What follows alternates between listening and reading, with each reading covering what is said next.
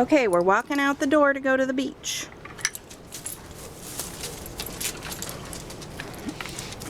Trying to get out the door is always the challenge with these three loons. We have to go around today a little bit because they're digging our water hole. Come on, guys.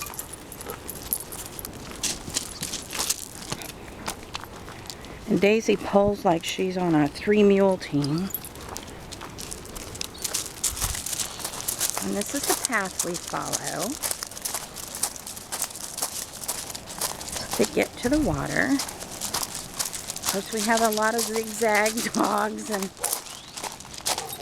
pulling and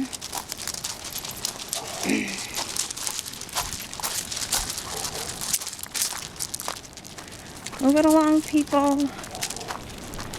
Come on, move it along. And then we go down these little stairs. Actually, the dogs tend to drag me.